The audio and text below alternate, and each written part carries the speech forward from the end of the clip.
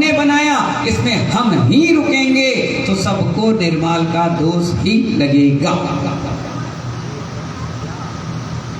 क्या समझ में आया? इसलिए आचार्य कहते हैं निर्माण भक्षण का दोष लगेगा, नरकगामी बनोगे, महापापी कहलाओगे, कुबड़ पैदा होंगे बच्चे, अपंग, लूले, लंगड़े, कुष्ठ रोगी बनना पड़ेगा अगर इस क्रियाओं को आगे आज से बढ़ाओगे तो। अभी तक नहीं मालूम था, चल गया, कोई बात नहीं, क्षमा कर दिया गया, लेकिन आज के बाद इस क्रिया को नहीं करना। दूसरी बात, कई बार आपके यहाँ चौका लगता है, कितने लोगों को क्या लगा बताना? कुछ तो बहुत ईमानदार हैं जो अपने घर में ही द्रव्य बना लेते हैं, और कुछ महान ईमानदार हैं जो कहते हैं कि जाइए और मंदिर से थाल उठाकर ले आइए। मंदिर की कोई भी सामग्री निर्माण की श्रेणी में आ रही है, अगर आप यूज कर रहे हो तो निर्माल का ही दोष लगेगा। क्या समझ में आया? अब कहो हम मंदिर से कोई चीज लाते ही नहीं, लाते नहीं हैं? हर व्यक्ति कहाँ से लाता है? 90% व्यक्ति मंदिर की सामग्री लाता है और पूजा करता है साधुओं की, और पूजा करने के बाद वापस मंदिर में छोड़ आता है, और उसके बाद ना तो उस द्रव्य का कोई वहाँ दान करता है, ना कभी ये कह के जाता है कि भैया द्रव्य है आप धो करके हमारे चौके में पहुँचा देना, हम चौके में लगे हुए। कायदे से कहा जाता है अपने घर में ही द्रव्य बनाना चाहिए। क्या बोलो जोर से? अपने घर में ही द्रव्य बनाना चाहिए। साधु आपके घर पे आ रहा है, सामग्री आपकी, मकान आपका, बर्तन आपका, परिवार आपका, पड़गान आपका, सारी व्यवस्था आपके, यहाँ तक कि आधा पौन घंटे के लिए साधु भी आपका। जहाँ बोलोगे बैठेगा, जहाँ बोलोगे उठेगा, जो बोलोगे जैसा बोलोगे वैसा वो लेता चला जाएगा। कहने का तात्पर्य है, और इतना सब कुछ होने के बाद चुटकी भर द्रव्य चढ़ा रहे हो, वो भी मंदिर की। क्या करोगे आज से? अपने घर में बनाओ, जैसे बने वैसे बनाओ। इससे पता चलेगा कि तुमने चौका लगाया तो कितने पवित्र भावों से लगाया। जितने सुंदर तरीके से भोजन बनाते हो, आहार की शुद्धता रखते हो, इतने ही सुंदर तरीके से आपको घर में क्या रखना चाहिए? जल, चंदन, अक्षत, नैवेद्य, पुष्प, दीप, धूप, फल, सारी चीजें तैयार करके रखना चाहिए और पूजा करना चाहिए। और पूजा के बाद मुनिराज को नमोस्तु करके आहार कराना चाहिए, तब पूरा का पूरा पुण्य आपको मिलेगा। अन्यथा निर्माल के भागी बनोगे और इतना सब कुछ करने के बाद भी वहीं जाओगे जहां से अगली बार निकल कर आए। इसलिए महानुभाव, निर्माल का अर्थ सिर्फ चढ़ाए हुए द्रव्य से ही होता है, अन्य सामग्री से नहीं होता। कई बहुत ईमानदार लोग हैं, महान ईमानदार। घर में कोई छत ढलाई का काम चालू हुआ और अभी अभी मंदिर बनकर तैयार हुआ।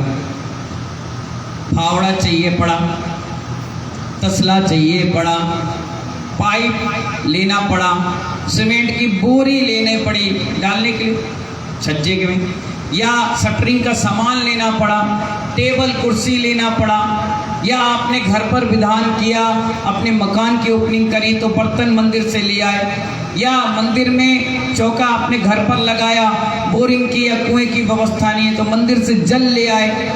तो आचार्य उसी विषय को बता रहे हैं, कितना बड़ा दोष तुम्हें लगता है। सुनिए, निर्माल सिर्फ अष्टद्रव्य भक्षण करने का नाम नहीं है। एक ईंट भी तुमने मंदिर से उठा ली,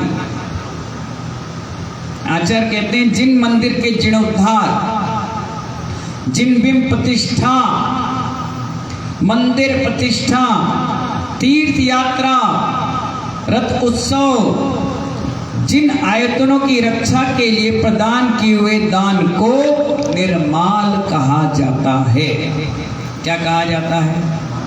निर्माल कहा जाता है। उनका भी हमें अपने घर में उपयोग नहीं करना चाहिए। मंदिर आदि के निर्माण होते समय सीमेंट, रेत, गिट्टी आदि का जो उपयोग होता है, उस सामग्री में थोड़ी सी ले ली, अब दीपावली का समय आ रहा है, किसी मंदिर में काम लगा है, संत भवन बन रहा है, कोई कार्यक्रम चल रहा है और आपके घर में आधा किलो सीमेंट की जरूरत पड़ी। तुमने कहा कहाँ बाजार चला, एक काम करे कटोरा भर उठा लाओ। नहीं, खरीद के लाओ। मंदिर की सामग्री टच भी नहीं करना चाहिए। आप देख लीजिए, अगर पड़ोसी आपका है और आपके घर में शक्कर समाप्त हो गई है और एक कटोरी आप शक्कर बगल वालों के यहाँ से ले आए तो थोड़ा सा एक्स्ट्रा करके नहीं दोगे तो अगली बार वो शक्कर लेने से पहले कह देता है नहीं, मुंह और बना लेगा। बताओ, एक कटोरी लेगी, एक चम्मच कम देंगे, जबकि एक दो चम्मच में होगा कुछ नहीं। लेकिन आचार्य भगवान कहते हैं नहीं, ऐसे ही महानुभाव, अगर आपने 100 ग्राम चीज मांगी और 90 पहुंचाई, 10 ग्राम का निर्माल चिपक गया, मतलब कहाँ जाओगे आप भी, अपने पूरे परिवार को कहाँ ले जाओगे। तो आचार्य भगवान कहते हैं एक छोटा सा भी तिनका मंदिर से आपके घर पर नहीं आना चाहिए। जो कोषाध्यक्ष भी होते हैं वो कई बार पैसे कोई देते हैं तो अलग कप एक तिजोरी में रखते हैं, उस पैसे को अपने पैसे से भी नहीं मिलाते। कहीं मिल गया और एक 150 रुपये इधर उधर हो गया तो हमें निर्माल का भोगी बनना पड़ेगा। इसलिए आचार्य कहते हैं ये सब क्रियाएं आपको नहीं करना चाहिए। अब जो निर्माल का उपयोग करते हैं उनका भविष्य क्या होता है, ये प्रश्न आया था, तो सुनिए। निर्माल वस्तु का उपयोग करने वालों को आगम में बताया गया, भगवान की वाणी में स्पेशल खिरा गया, मनुष्य लोभवश निर्माल ग्रहण करता है, वह मनुष्य मरकर सीधे नरक जाता है। कहाँ जाता है? स्वर्ग, नरक। महापापी होता है वो व्यक्ति जिसने मंदिर के द्रव्य को भक्षण कर लिया या भाव भी आ गया, क्योंकि महानुभाव सबसे बड़ा दरिद्री वो व्यक्ति है जिसने दान बोल करके मंदिर में नहीं दिया, और दिया भी तो उपयोग कर लिया। कई ऐसे नवाब हैं, क्या बताएं आपके, पता चला 5 लाख रुपए की बोली ले ली, 11 लाख रुपए की बोली ले ली, और क्या बोला, हमारे यहाँ से सामान ले जाना, उसी में बराबर कर लेना। ठीक है भैया, कोई बात नहीं, आप व्यापारी हो, चलो कोई बात नहीं। अब आपने सामग्री भेजना चालू कर दिया, बाजार में मोल भाव करके आपने 90 में चीज बेचते हो, लेकिन जब मंदिर के लिए गया तो 100 की जगह कितना लगा दिया, 110, 115। कमेटी ना पूछ रही ना बोल रही, जैसे ही 5 और 10 लाख तुम्हारे बराबर हुए तो तुमने, कमेटी ने कहा भाई वो हिसाब तो दे दो, अरे 20,000 और दे, 20,000 दे। क्यों? अरे 11 की बोली थी, 1,20,000 का माल हमने, वो तो किराया हमने नहीं लिया, 4 लड़के हमारे लग गए, एक एहसान भी जता रहे हो। आचार्य कहते हैं नहीं, या तो मंदिर में पैसे दी, बोले पैसे दे दो, तुम्हारा काम खत्म, कमेटी कहीं से भी ले। और अगर तुम्हारे सामान के भाव है, चलो सामान में हिसाब बराबर हो जाए, तो कभी भी अगर बाजार में तुम 90 का बेच रहे हो तो मंदिर के लिए 2 रुपए कम में दे दो, जिससे तुम्हें पुण्य भी मिले। और अगर हल्का फुल्का कहीं तुम्हारी बेईमानी आ भी रही है, स्वाभाविक है, तुम बाजार में अगर कोई 1 किलो चीज बेचोगे तो उसमें 10 ग्राम तो वेस्टेज निकल गया, और मंदिर के लिए अगर वेस्टेज के भी पैसे तुमने जोड़ लिए तो वो भी निर्माल की श्रेणी में आ जाएगा। क्या आ जाएगा? इसलिए आचार्य कहते हैं बाजार के व्यवस्थाओं को समझकर अपनी व्यवस्था बनानी चाहिए। या तो 2 मत, 2 तो बिल्कुल 2, 4, 5। जैसे कहीं पर हम लोग सिरफल मंगवाए तो उन्होंने जैसे 1000 सिरफल भेजे तो उन्होंने 10 एक्स्ट्रा डाल दिए। एक लड़के ने कहा भी भैया 1,000 चाहिए, आपने 10 क्यों दे दिए? बोले भैया 1,000 में 2-4 सड़ गए, खराब हो गए, फूट गए, तो तुम हमें कहोगे बताओ फूटा डाल दिया, ये तो कहोगे कम से कम 10 एक्स्ट्रा डाल दिया। मंदिर का काम है, कुछ हमें भी फलना चाहिए। ईंट वाला जब बरासों का काम होता है, 2000 ईंट ट्रैक्टर में आती है, हमेशा 60-70 ईंट डाल देता है एक्स्ट्रा। मैंने पूछा 2000 ईंट है, इसमें 70 ईंट एक्स्ट्रा क्यों भेज दी तुमने, 400-500 रुपए के एक्स्ट्रा? बोले महाराज श्री, उतारने में, चढ़ाने में, रखने में अगर 50 ईंट फूट भी गई तो मुझे मंदिर में 2000 ईंट देने में 50 ईंट कम देने का पाप लगेगा, इसलिए मैंने एक्स्ट्रा दे दिया।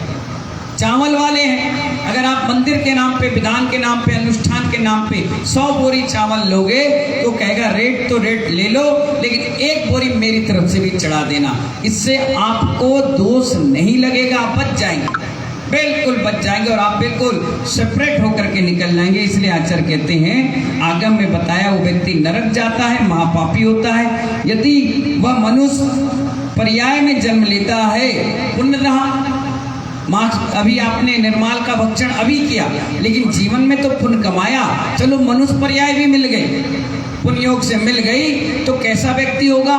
कुबड़ वाला होगा। बाजार में देखना कुबड़ा व्यक्ति मिलेगा तो नियम से देखकर समझ जाना कि इसने कहीं ना कहीं पिछले भाव में किसी ना किसी मंदिर का, निर्माल का भक्षण या उपयोग किया होगा, इसलिए इसकी गति ऐसी हुई। इसके अलावा कुरूप पुरुष होगा, उसके शरीर में अजीब सा माहौल रहेगा, देख करके आपको बिल्कुल डरावना सा नजर आएगा।